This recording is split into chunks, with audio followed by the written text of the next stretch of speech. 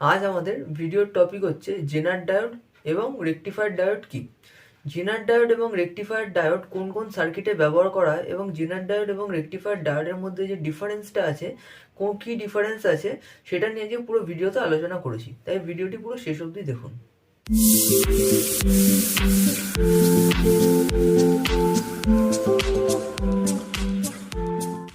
এখন আমরা দেখব কোনটা হচ্ছে রেকটিফায়ার ডায়োড এবং কোনটা জেনার ডায়োড।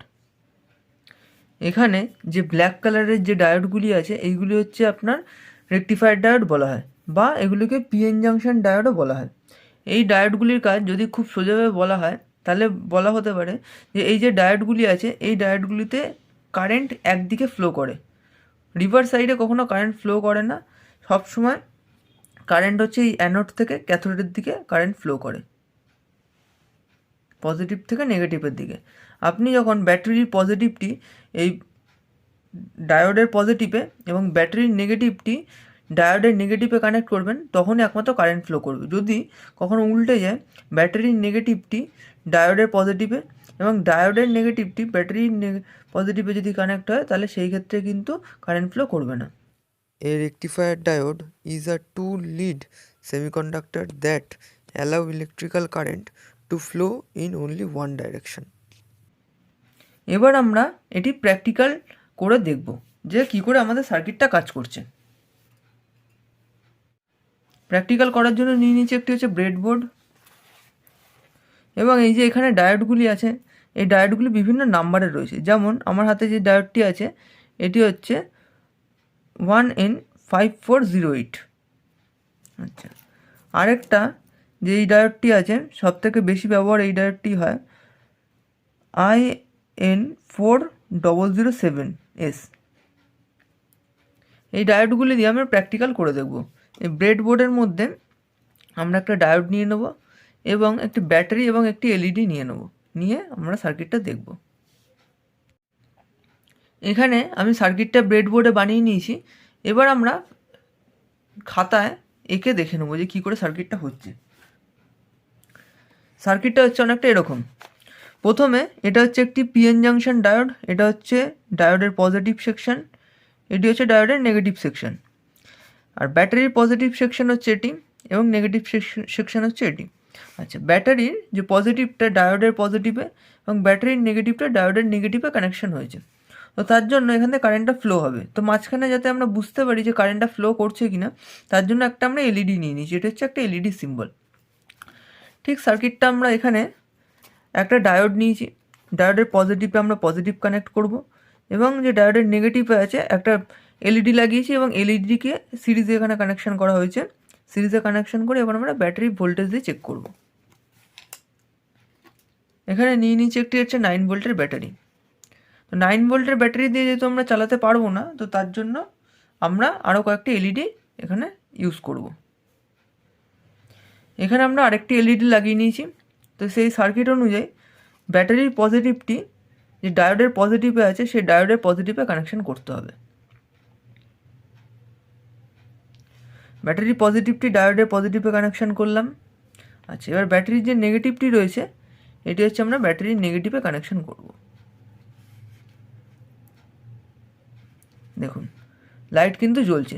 এবার যদি আমরা ঘুরিয়ে দিই ব্যাটারির নেগেটিভটি ডায়োডের পজিটিভে এবং ডায়োডের নেগেটিভটি ব্যাটারির পজিটিভে, দেখুন কারেন্ট কিন্তু ফ্লো করছে না, লাইট কিন্তু জ্বলছে না।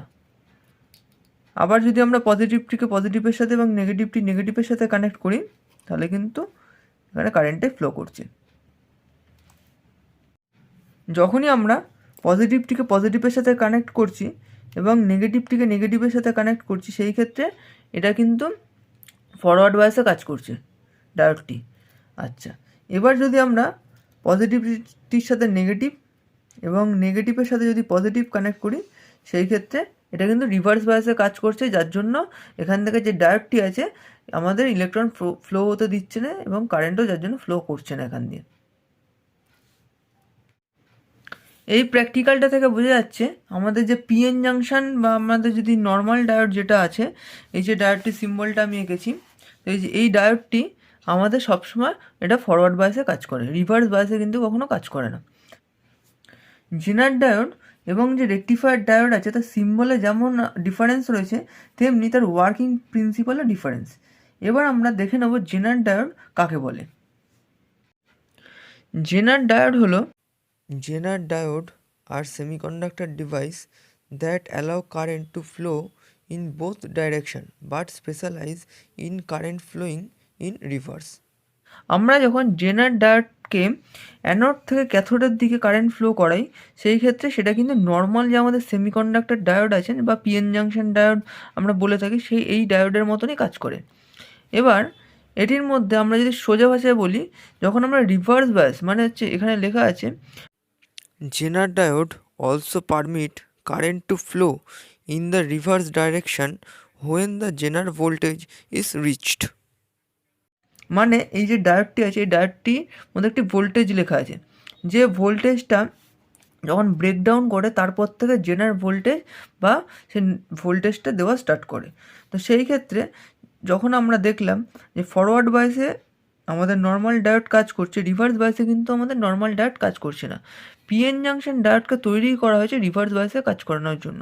যদি আমরা ফরওয়ার্ড বায়াসের মতো দিই তাহলে কিন্তু এটি নর্মাল একটি সেমিকন্ডাক্টর ডায়োডের মতন কাজ করবে। যদি আমরা রিভার্সে কারেন্ট ফ্লো করাই তাহলে সেই ক্ষেত্রে এটি জেনার ডায়োডের মতো কাজ করবে, যেটি জেনার ডায়োডের মেইন ওয়ার্কিং প্রিন্সিপাল। এবার আমরা দেখব জেনার ডায়োড প্র্যাকটিক্যালি কীভাবে কাজ করে। একটু আগে আমরা দেখলাম নর্মাল ডায়োড কী করে কাজ করছে, এবার আমরা জেনার ডায়োডের প্র্যাকটিক্যালটা করে দেখব। এখানে আমরা 5 ভোল্টের জেনার ডায়োড নিয়ে নিয়েছি।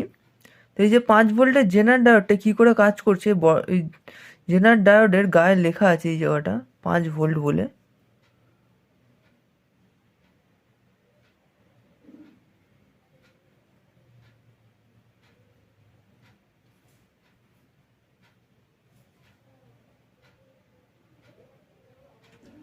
এই জায়গাটাতে এখানে 5 ভোল্ট বলে লেখা আছে।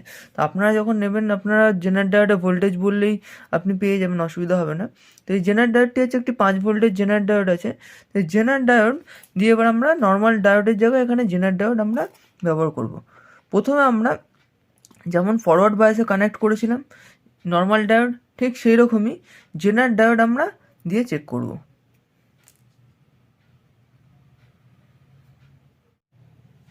এখানে একটা 9 ভোল্টের ব্যাটারি নিয়ে নিয়েছি এবং এই নর্মাল ডায়োডের জায়গায় জেনার ডায়োড আমরা কানেক্ট করে দিয়েছি। তো এইবার আমরা টেস্ট করব। এটি হচ্ছে পজিটিভ এবং এইটি হচ্ছে যে গ্রে কালার আছে এটি নেগেটিভ। তো আমরা ব্যাটারির পজিটিভে কানেক্ট করলাম এবং ব্যাটারি নেগেটিভে কানেক্ট করছি। দেখুন নর্মাল ডায়োডের মতনই কিন্তু এখানে আপনার ইলেকট্রিক সাপ্লাই হচ্ছে, ইলেকট্রন ফ্লো করছে এবং নর্মাল ডায়োডের মতনই কাজ করছে। এটা হচ্ছে রিভার্স বায়াস সার্কিট। জেনার ডায়োডের যে রিভার্স বায়াস, জেনার ডায়োডকে তৈরি করা হয়েছে রিভার্স বায়াস কানেকশনের জন্য। তো জেনার ডায়োডটা রিভার্স বায়াসে কী করে সার্কিটটা বানাতে হবে তার একটি সার্কিট ডায়াগ্রাম। এটা একটি ব্যাটারি নেওয়া হয়েছে, ব্যাটারির সাথে সিরিজে একটা এখানে আপনার রেজিস্টার নেওয়া হয়েছে এবং ব্যাটারির প্যারালালি একটি জেনার ডায়োড এবং এলইডি লাগানো হয়েছে যাতে আমরা ভোল্টেজটা চেক করতে পারি এবং এই যে জেনার ডায়োডটা ঠিকঠাক ওয়ার্কিং করছে কিনা সেটা চেক করতে পারবো। তো এখানে আমরা ব্রেডবোর্ডের মধ্যে এটা সার্কিটটা করে দেখব। দুটো এলইডি নিয়ে নিয়েছি, এখানে কয়েকটা কানেক্টার নিয়ে নিয়েছি এবং একটি 9 ভোল্টের ব্যাটারি নিয়ে নিলাম। এবার আমরা সার্কিটটা দেখব। জেনার ডায়োডের সার্কিটটা হয়ে গেছে। তো সার্কিটটা আমরা দেখে নিই। এখানে একটি রেজিস্টার লাগিয়েছি জেনার ডায়োডের সিরিজে এবং জেনার ডায়োডের প্যারালালি এলইডিগুলি কানেক্ট করেছি, যেমন আমাদের দেখুন সার্কিট ডায়াগ্রামে রয়েছে। জেনার ডায়োডের প্যারালালি এখানে এলইডি কানেক্ট করে দিয়েছি।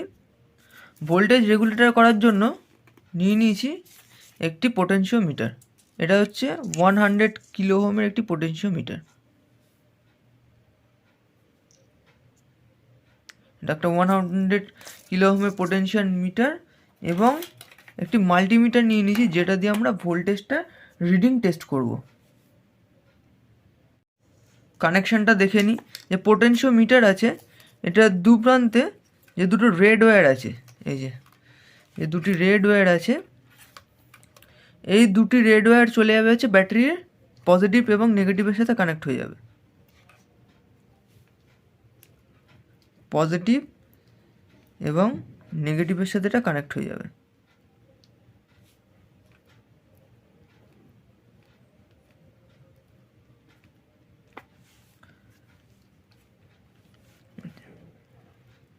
এইবার যে মিডিল পোর্শনটা রয়েছে, মিডিলের যেটা রয়েছে এটা হচ্ছে আমাদের গ্রাউন্ডের সাথে কানেক্ট হবে এবং আমাদের এই নেগেটিভটি এই নেগেটিভের সাথে কানেক্ট করতে হবে।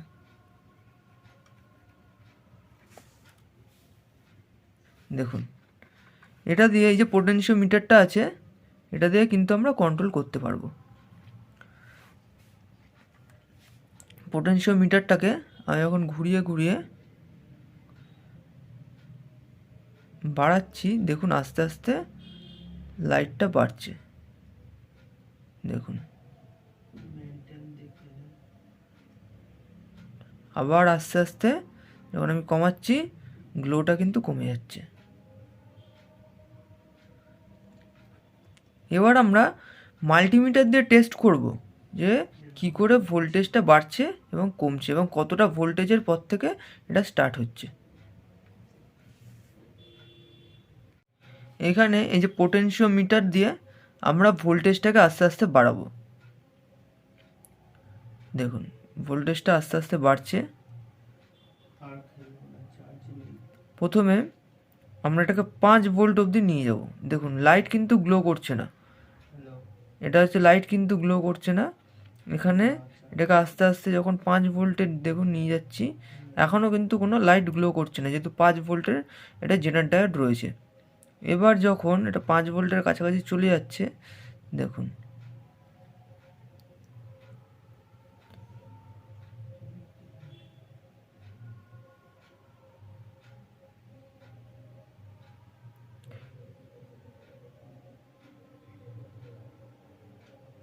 দেখুন এবার আস্তে আস্তে লাইট কিন্তু গ্লো করছে, 6 ভোল্টের কাছাকাছি চলে আসলো। দেখুন এবার আস্তে আস্তে আস্তে আস্তে লাইট কিন্তু গ্লো করছে, দেখুন ব্যাটারির ভোল্টেজ আছে হচ্ছে 9 ভোল্ট এবং আমাদের জেনার ডায়োড দিয়ে যেটা ভোল্টেজ আসছে, জেনার ডায়োডের ভোল্টেজ হচ্ছে 5.76 ভোল্ট। আস্তে আস্তে আমরা কমাবো, যখন লাইট বন্ধ হলে ভোল্টেজ কিন্তু রয়েছে।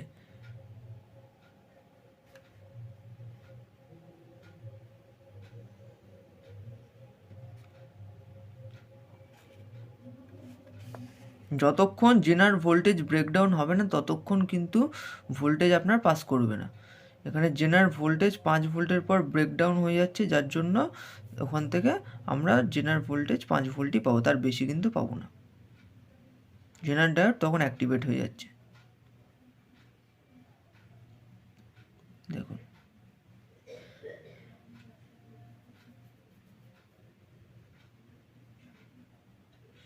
5.7 ভোল্টে গিয়ে আটকে গেছে, তারপর কিন্তু এখনও রেগুলেটর বাড়ছে, দেখুন 5.7 ভোল্টে আটকে রয়েছে, এখনও আস্তে আস্তে আস্তে আস্তে রেগুলেটর কিন্তু বাড়ালে ভোল্টেজ বাড়ছে, দেখুন